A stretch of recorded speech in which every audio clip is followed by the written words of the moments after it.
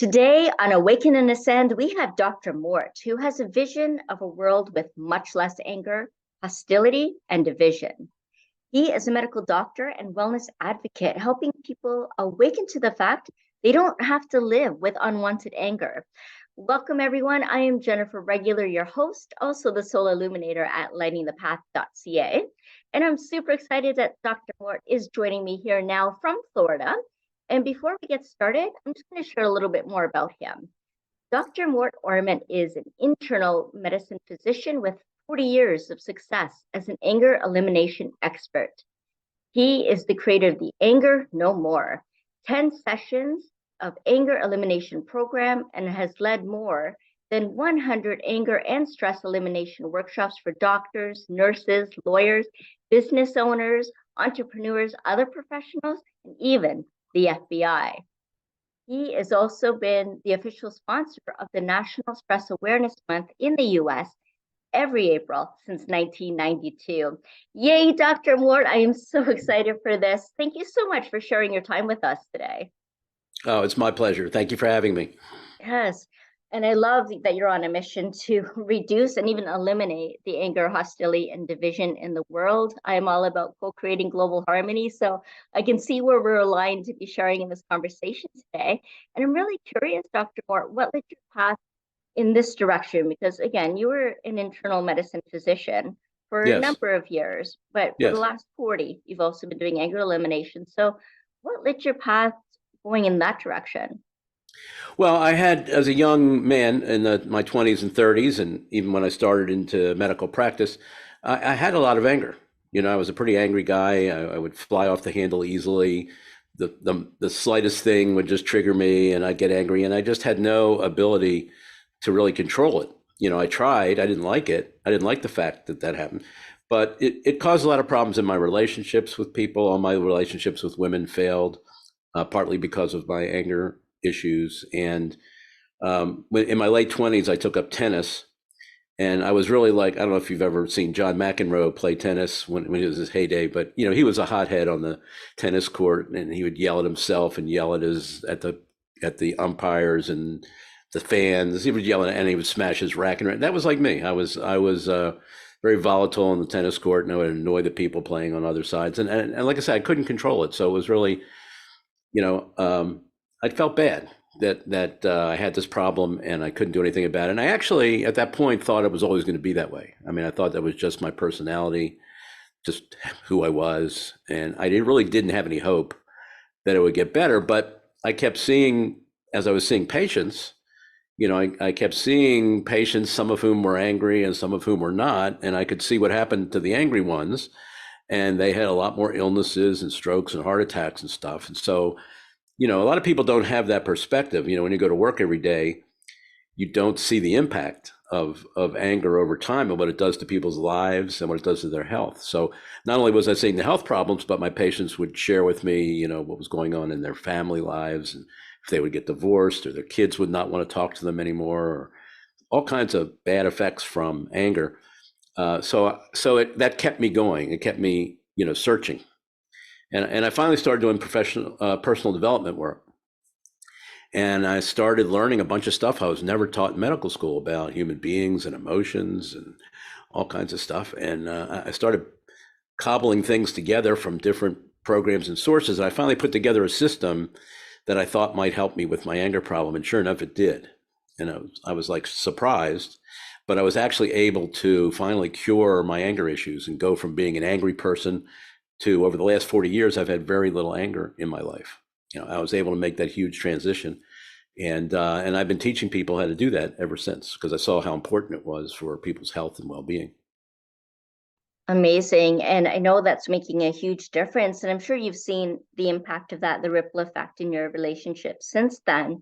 Oh, yeah. There's so many different expressions and forms of anger, though, isn't there? I know that there's the external version, where recognize it right away, people lashing out, punching things, being really physical, being very verbal and loud. But there's also the internal, which is like really depression and the negative self-talk and discrimination. And then there's the sarcasm and frustration and so many other ways that anger is expressed. Irritability, impatience. There's even frustration. There's a whole bunch of minor, and people tend to think, well, the minor things aren't so damaging, but they can really be because they build up. And if you're in a marriage, for example, and you're getting irritated all the time by your spouse, and you may not be expressing it, but it's you're holding it inside, and after a while, it kind of eats away at the relationship. And can eventually lead to separation or divorce or something even worse. So these people shouldn't, take lightly the little forms of anger, because they can sometimes be as damaging as the big forms. Even sarcasm, and resentment and frustration that builds and builds and builds. And as you say, it starts taking physical manifestation, as you saw with your patients. And so I'm curious, because I know like the liver is like our major detoxifier, and I know in integrated energy therapy, there's 9 cellular memory areas of the body that's correlated with specific emotions. And for anger, that's in the liver. And then there's the spleen and gallbladder too, where we hold the resentment. And I know in traditional Chinese medicine, they also talk a lot about the liver qi and anger and hurt and grief and all of the more complicated things that come out of anger as well. What kind of things did you notice in your patients as physical manifestations of what could have been forced through anger? Yeah, it was hard to recognize specific patterns like that because there were so many different illnesses that people can, end up with. And you're not sure whether anger is causing them, or not, but they're certainly contributing to it in some cases.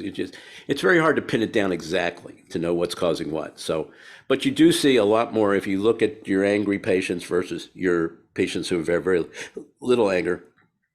You definitely see a difference in the amount of physical illnesses that they have, and also disruption in their families and in their personal lives as well.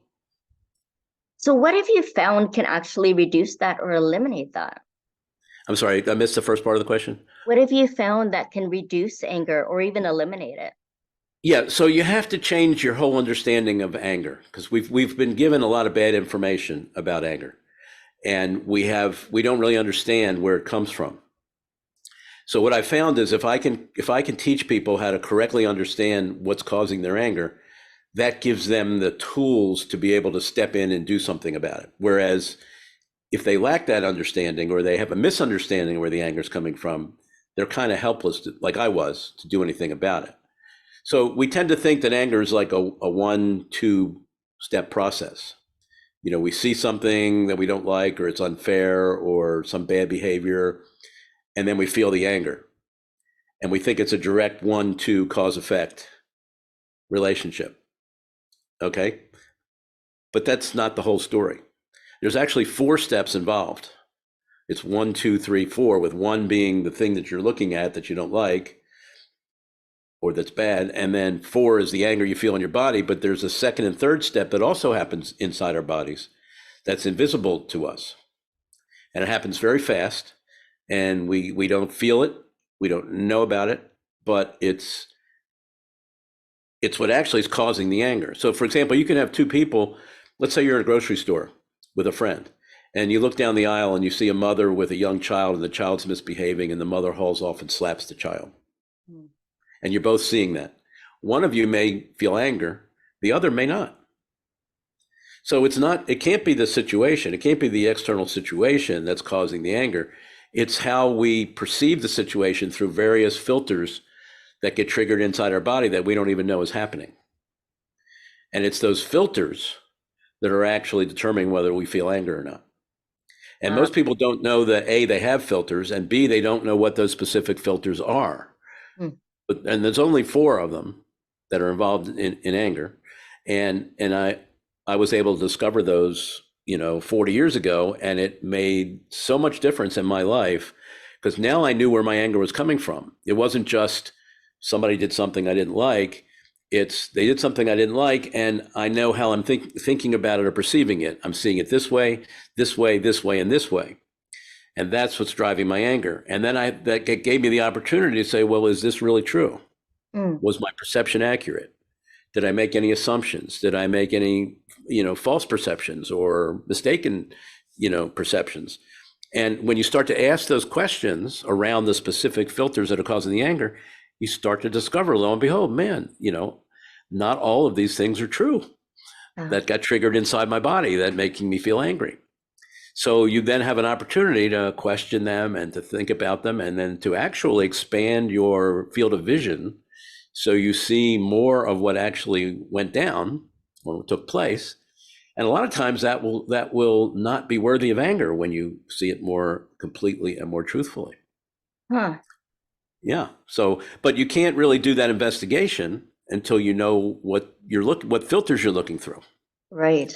And we haven't been teaching people how to understand that. That should be taught in high school. You shouldn't be allowed to graduate high school without knowing the specific filters that cause you to have very common emotions like anger or guilt or anxiety. They all have their own set of filters. But I'm focused mainly on anger, helping people deal with anger. But these things should be taught to kids in high school, certainly in college. I wasn't even taught in medical school, these things. Wow. So it's a real problem that we're not disseminating this really powerful information that helps people understand their emotions better. I mean, it's really true emotional intelligence.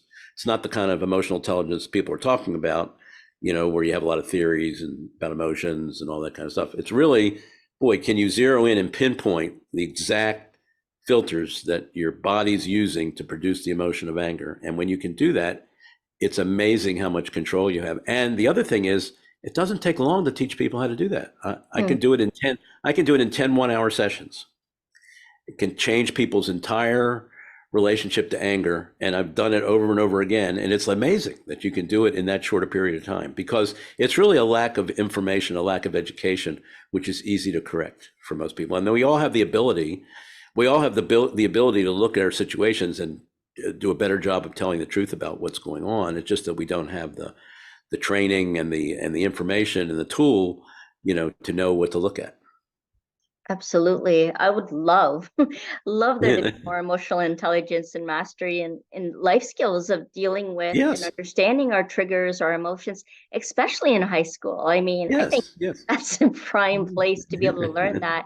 And you hear of social emotional learning in alternative schools or with special populations but it's something that would be useful for everyone. Yeah, absolutely. Rather than just focusing on how to deal with the world out there, we can only, it's how we deal with the world in here is how we deal with the world out there. Those skills. Isn't it amazing? Isn't it amazing that college is supposed to prepare us for life? Right. Okay. Mm-hmm. And they don't teach us about emotions in college. They don't teach us about how to be successful in our relationships. Yeah. And they don't teach us how to deal with stress. Yeah. 3 of the biggest life mastery skills that we need, to be happy in life and successful in life, is not being taught. Or if it is being taught, it's being taught poorly. Yeah. There are people out there trying to teach, I think anger management is mostly worthless because it mainly deals with symptoms. It doesn't help people understand these causal mechanisms that we're talking about today. Exactly. And that's the most powerful way to deal with anger. You can do your punching bag and running 5 miles and deep breathing and relaxation all you want.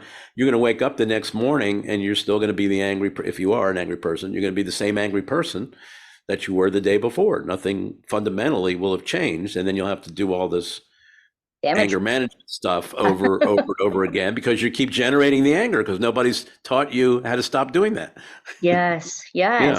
And then you're just doing damage control. You're just putting out fires all the time and not knowing what's causing them in the first place. So I love that idea of getting right to the source, to the root of understanding our beliefs, perceptions, the lens, how we're perceiving the world and the situation and the person that we may be blaming or complaining about or shaming. Yes. And so you talk too about hostility and division, because those are also results and expressions of anger, right? So this elimination process, the way that we go about changing the lens, changing the perception, that can also help eliminate that division then too, is more of a respect for diversity then. Yeah, because the division and the hostility come from anger that persists.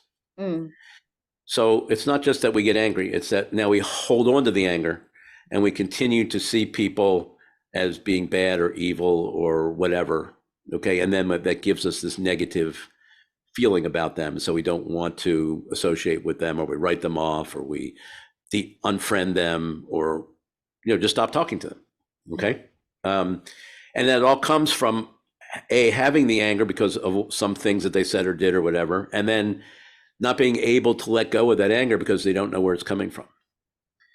So if you're able to understand your anger deeply, you realize that there's no reason to distance yourself from the other people who may have different opinions than you, or do things differently, or different preferences than you do.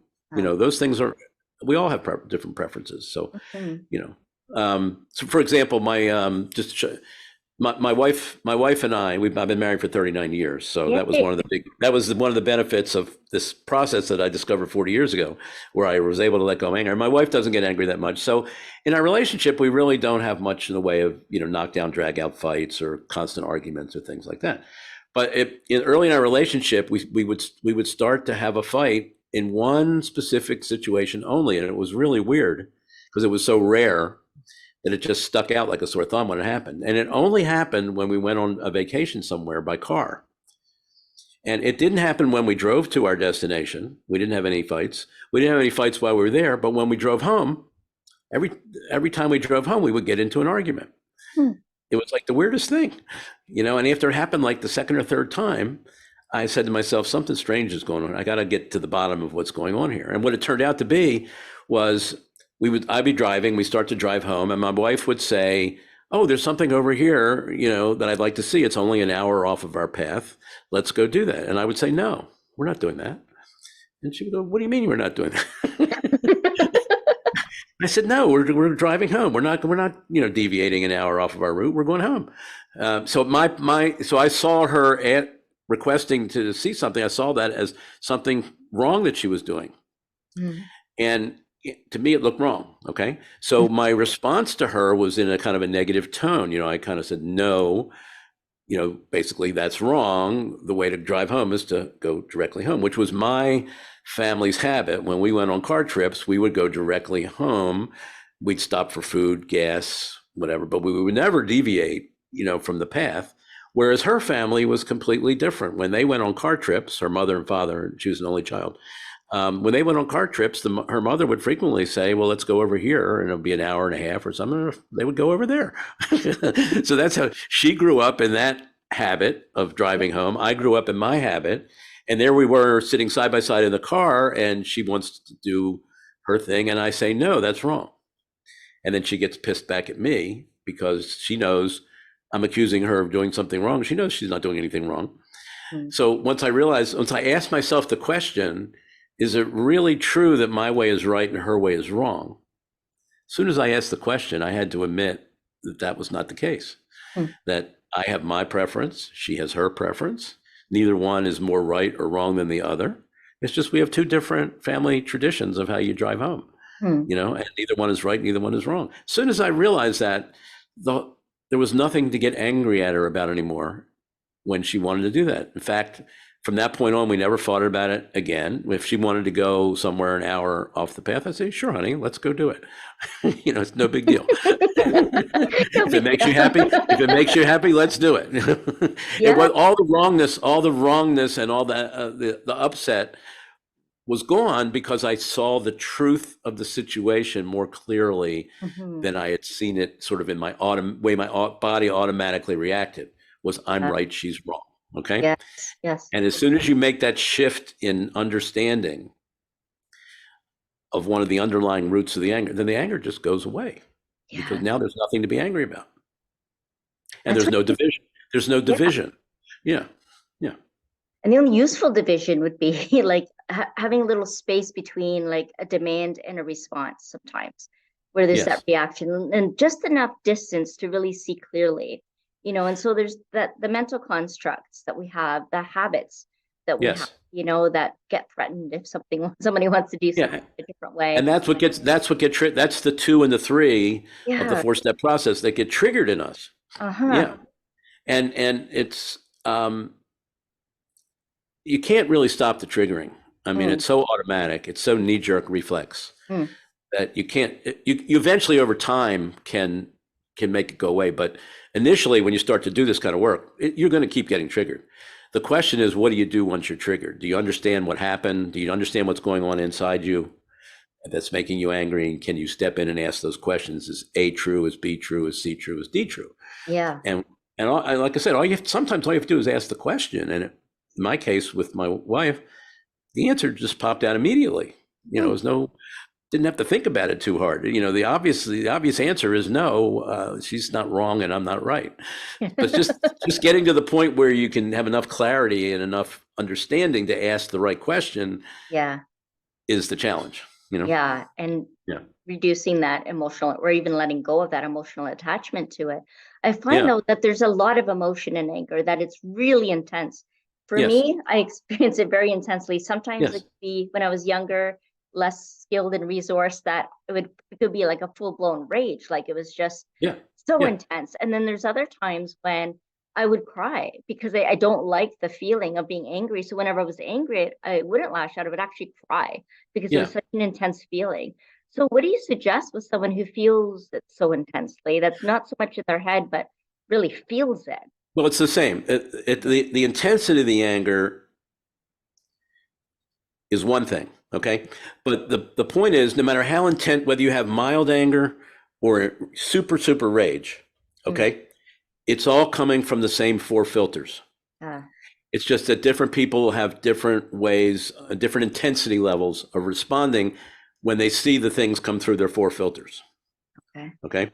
And again, that's a habit. That's something that's learned or conditioned. You know, depending upon your family background and how much violence there was, and you know, extreme expressions of anger or not. You know, in your life. So some people will. So if you came to me and you said, I'm having mild forms of anger frequently, or I'm having rage frequently, I'm going to do the same work with both those people.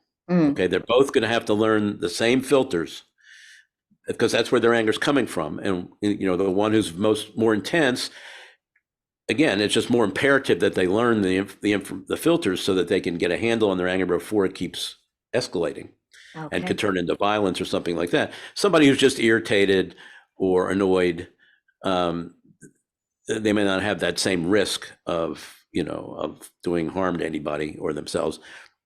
But they still, to get rid of that annoyance, the frequent daily annoyance and irritation, they still have to learn the filters and learn how to apply them whenever they get those feelings or start to feel those feelings. Because they will get them. It's just a matter of they get them now and they have no clarity over where they're coming from. When they go through my 10-session program, they get the same feelings, but now they know exactly where they're coming from.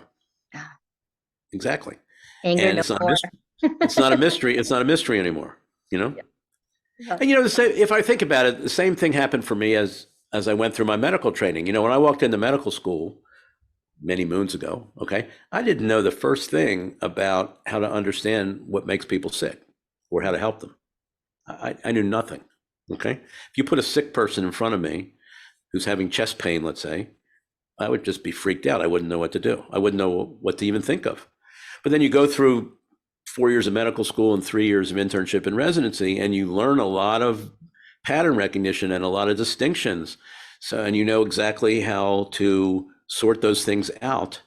So certain types of chest pain suggest this, and other types suggest another cause. And you learn that stuff. So when someone comes into the office and sits down and say, Doc, I'm having chest pain, you can figure it out pretty quickly. Maybe some tests and things like that are needed to confirm, but you get a good sense just from talking to the person what's going on inside their body.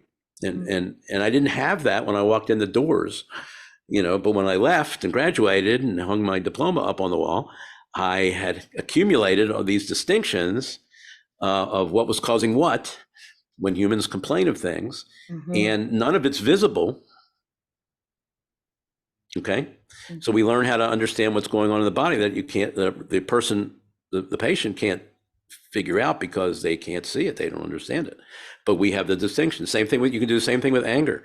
If people walking around getting angry all the time, they don't have the distinctions of what's causing it internally in their body. But people who learn how to do that can impart that information to them and make a huge difference in their lives by eliminating and dropping a lot of the anger, even the heavy duty anger that causes so much trouble. Yeah. And it makes them feel like more in control rather than out of control, where they Absolutely, are trying to gain absolutely. control, but just in the not most Yeah. effective way. Yeah. And nobody likes feeling out of control. Mostly we feel like our anger kind of takes us over and does its thing, and we're kind of dragged along wherever it takes us.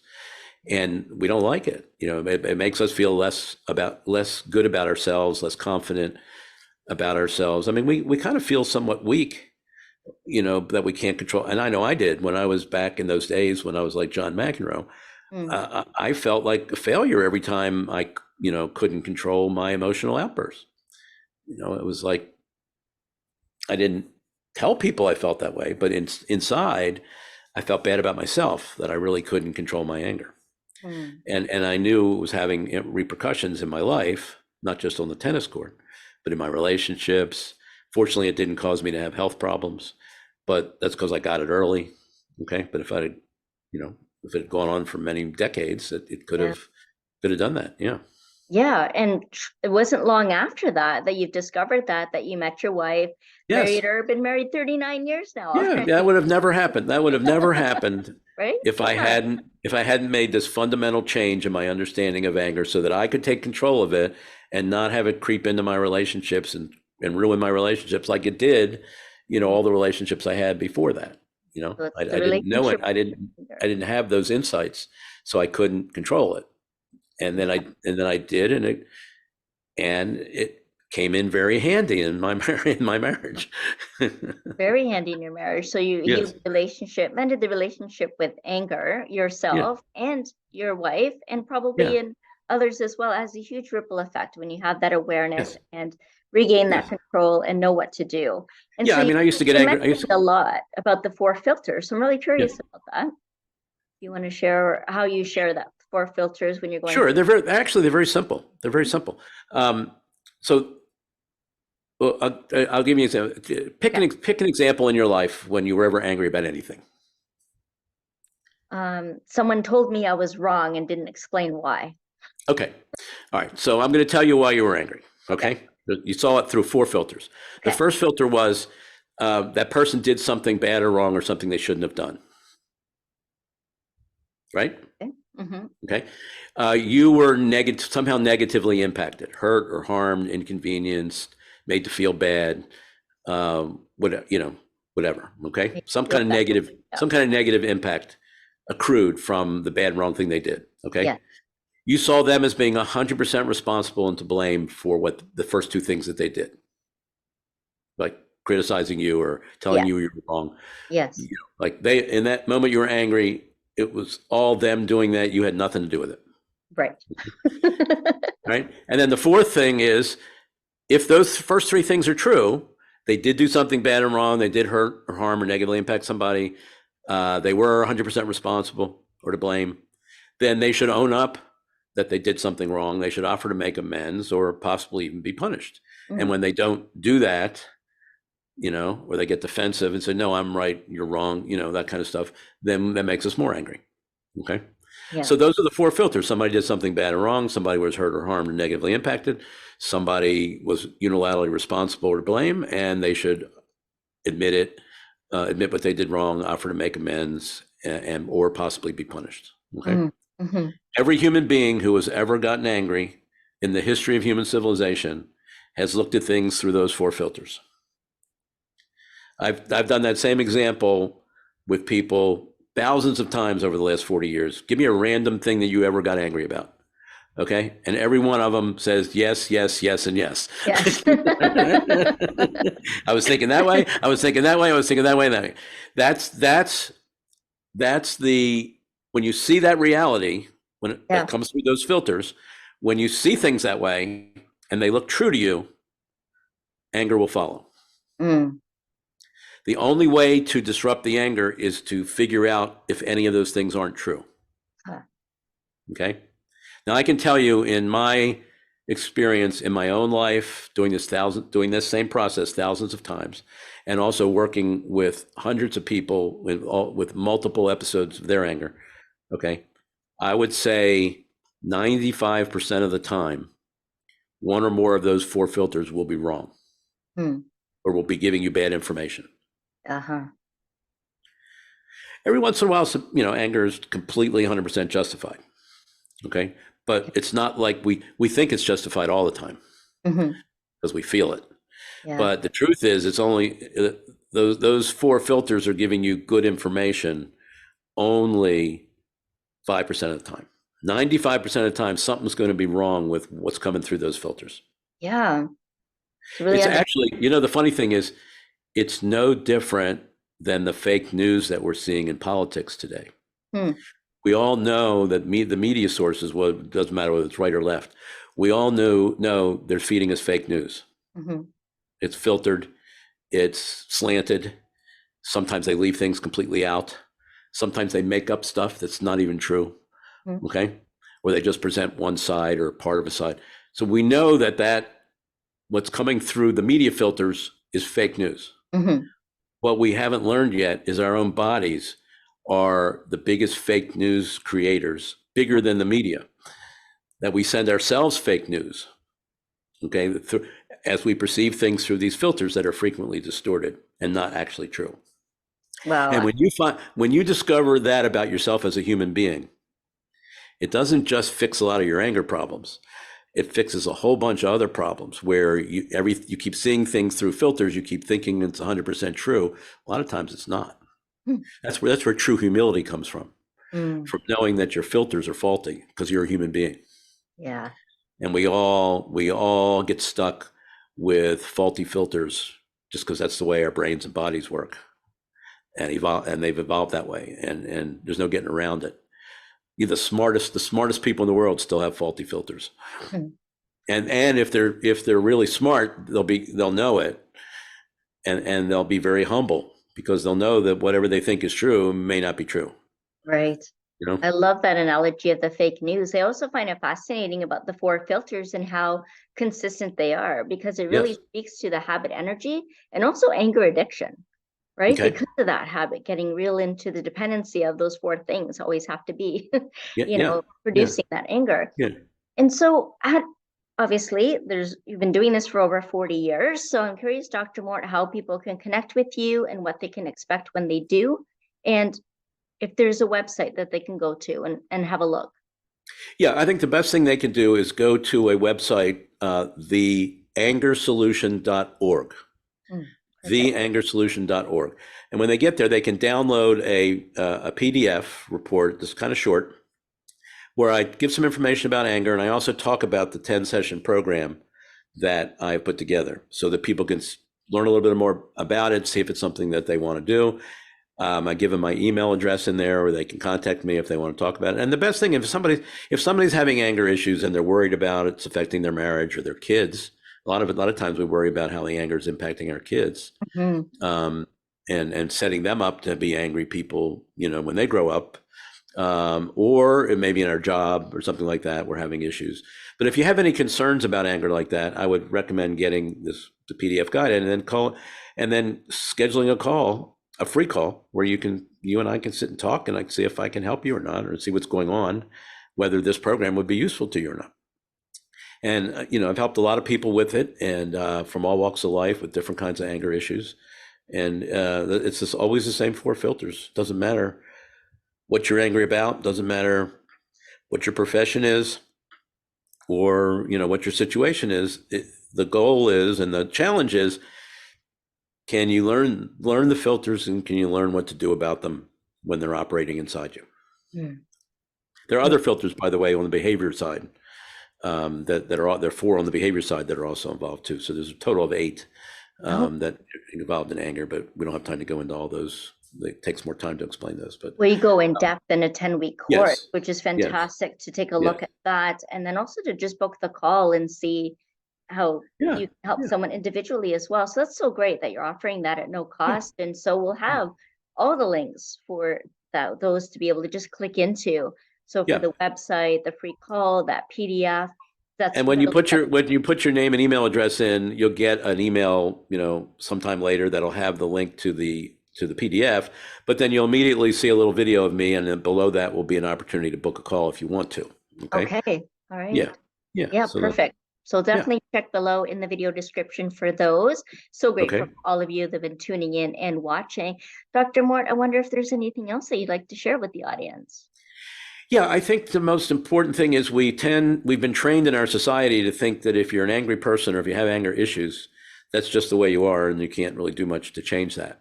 Mm. And I found in my own personal life and in my work with other people that that's a myth. That not only do we all have the ability to go from being angry people to not angry people, but it's actually very easy. Mm-hmm. And it doesn't take years of therapy. You know, you can do it in 10 1-hour sessions. Yeah. And you have a system that enables you to control your anger that you have available to you to benefit from for the rest of your life. So there's all this mythology out there and false information that you're kind of stuck, makes people think they're stuck with their anger. And there's Mm-hmm. no point even trying because it's just part of their nature or it's just always going to be that way. And it doesn't have to be. You know, Yeah. that's the biggest myth that hangs people up and keeps them stuck with anger for their entire lives when they could have easily gotten rid of it if they just put a little bit of effort into it and learned the right way to go about doing it. So that's what I'm really excited. That's why I'm excited as a doctor for being able to share this with people, because I know that when I teach people how to understand and eliminate their anger, I'm improving their health. I'm preventing, maybe some illnesses down the road. I'm maybe preventing divorces down the road. I'm even impacting their kids and the future generations of kids, Yes. Yes. where they're not living in an environment where there's a lot of anger and hostility, and maybe some of this information can be transferred over to kids so they understand anger better, and have, just have more peaceful, loving, non-hostile lives, so Right. Right. it's really fun as a doctor to be able to, now that I'm finished with my practice of medicine, and I was in corporate for 15 years as well, but now that I'm finished with all the professional responsibilities, I've got time on my hands where I can just share this really important stuff with people and make it widely available. It is really important because we already talked about the ripple effect it can have when we don't manage or control our anger in the best Yes, way, right? yes, yes, And it's so important because it's not being taught in the schools, yes, like we said earlier. So to have someone like you offering this is really special. So I really yeah, encourage people to do that.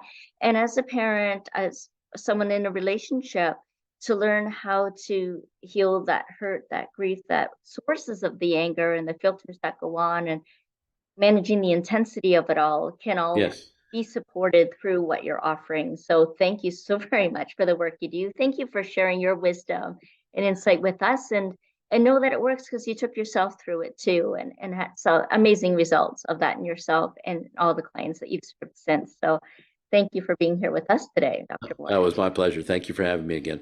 You're welcome. And thank you for each and every one of you that have been tuning in on Awaken and Ascend. And, very closely tied to anger is that energy and passion we feel as visionaries, and we have something to stand for. We want to call out for that and advocate for that. We just don't want to get stuck in the anger.